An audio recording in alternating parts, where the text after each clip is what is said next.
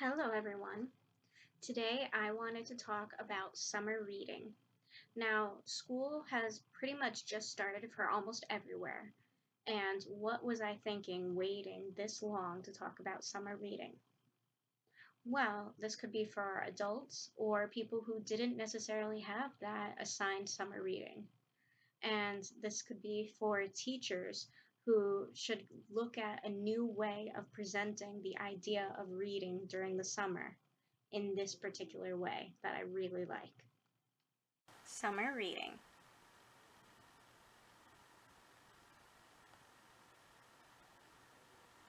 Turned upside down. This right here is a spring reading bingo board that I found at the Lucy Robbins Wells Library in Newington, Connecticut. And as you can see, each one of the boxes has a topic of a type of reading to do and a line under it for the date completed or for various things that you would want to share, like what book met that requirement. I want to say that this can turn into any library bingo at any time of the year. And for that purpose, I'm blocking out certain words wherever it said the word Newington. Number 1, read a book with more than 500 pages. There's so many to choose from. I chose 3 to list. Rosemary Sullivan's Stalin's Daughter, which is a biography. Norman Mailer's first book, The Naked and the Dead. And Jodi Picoult's The Pact, which is a realistic fiction. As I stated earlier, number 2, 10, 14, and 18 all say the same thing. Attend a library event. While this could be interesting, we're going to skip ahead. Number 3, read a book recommended by a friend. Any friend could recommend a good book that you would be happy and interested to learn so that you can share those things, like when you go and see a great movie together. That can be a bonding thing. Number 4, use transparent languages to learn a foreign word.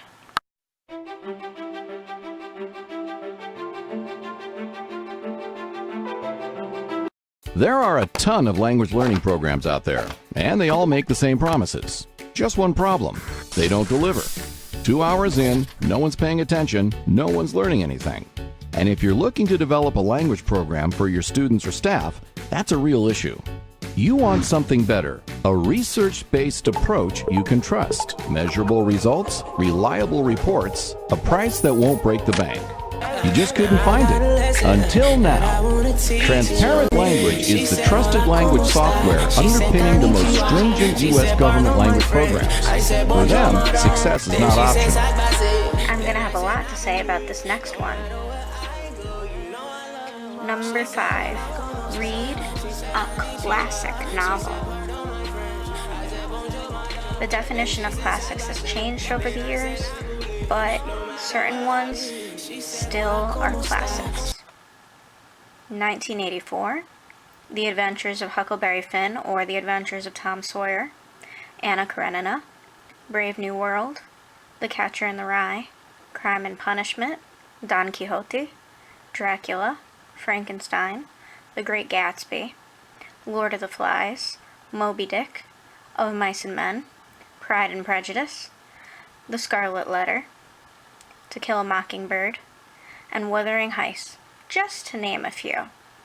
The ones I've colored in red are classics I've actually read myself, with 6 of them being school-aged, and the most recent, Pride and Prejudice, on my own this past summer. Number 5, check out and use one of the library's tablets or e-readers, which, if you do this one, can also satisfy a few others. Number 11, read a magazine or Zenio or Overdrive. 19. Watch a movie on Hoopla. And 25. Read an ebook from Overdrive, Hoopla, or Freeding.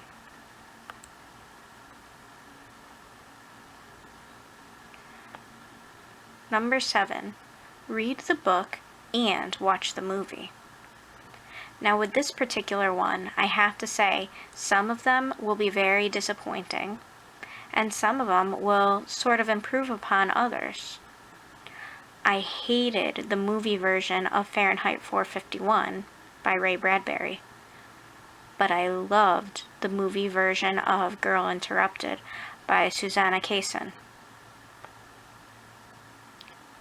Here, I've cut it into 3 distinct topics.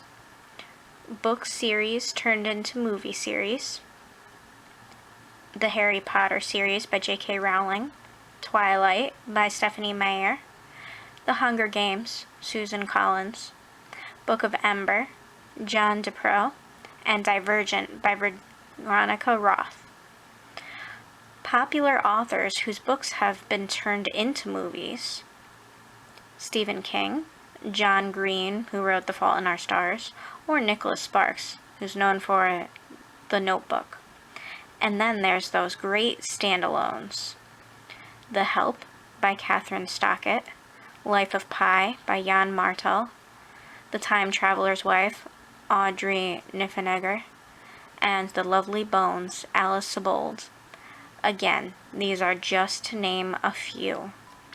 I don't think that we need to go into too much about using a library museum pass, but this is really good because culturalism isn't just reading, it's also seeing music, plays, musicals, and various other artworks, installations, pictures, sculptures, etc.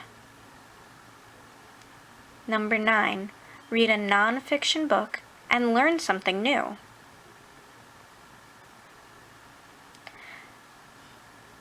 There's series books, including any of the National Geographic books magazines for kids. Here you can see Angry Birds and Space. Or scholastic books, Puppies and Kittens. Or eyewitness books. This one's about baseball. Sensitivity training. This one talks about an autistic student, which is kind of not the PC term anymore. They'd prefer to be called students on the autism spectrum. Or, again, we have those trusty standalone books that remind us of other readings we know. Here's Winnie, the true story of the bear who inspired Winnie the Pooh. And standalone books that teach us things we didn't know that we wanted to know. An example would be a memoir or an autobiography, like Unbroken, an Olympian's journey from airman to castaway to captive. Moving right along, number 12, learn something new with lynda.com. Commenting on this episode, support the show by checking out lynda.com. You can learn some stuff. You can learn how to make pizza kit. Yeah. You can learn how to do that. Slingshot video. There's lots of stuff. Video editing, more creative things that can help you in your life. For a free trial, go to lynda.com/Rhett and Link. Any bingo that you play needs to have that free space. Skipping along, we have read a book by a female author. There are so many to choose from, but some of the greats, some of the classics, include, but aren't limited to, any book by the Bronte sisters, including Jane Eyre, one of my favorites, Louisa May Alcott, Mary Shelley, Harper Lee, Virginia Woolf, Jane Austen, George Eliot, yes, that's a pseudonym, and J.K. Rowling. Next, number 16, read a novel set in New England. This is again for us New Englanders to feel some sort of pride in where we live and the fact that we have our own seasons. So, any Stephen King book because he wrote what he knew. The Crucible by Arthur Miller, which is a classic and a play. Make Way for Ducklings by Robert McCloskey, which is a classic children's book. A Wrinkle in Time by Madeleine L'Engle, which is a series of 4 books actually. Our Town by Norton Wilder, and Practical Magic by Alice Hoffman.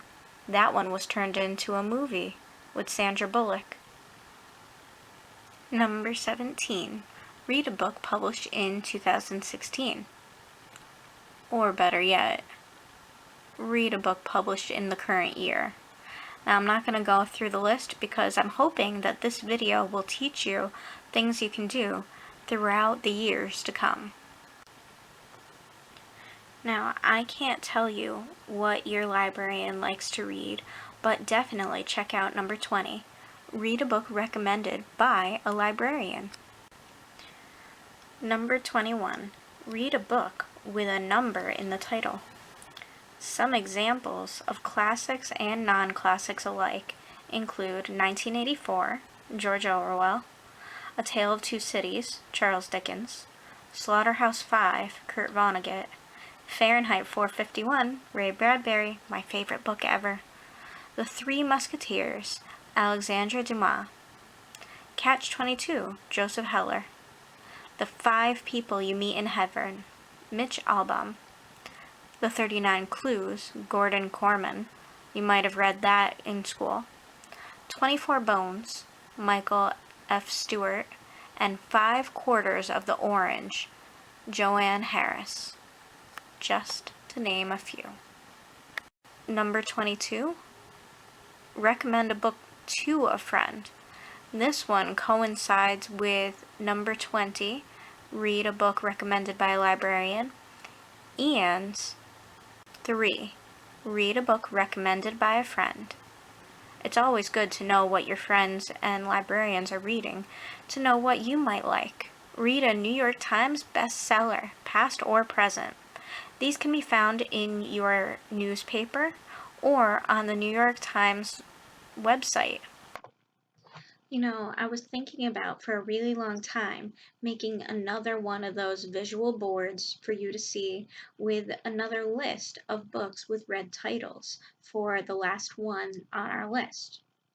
What would be the point in that when the most fun activity that I had growing up in school was participating in scavenger hunts?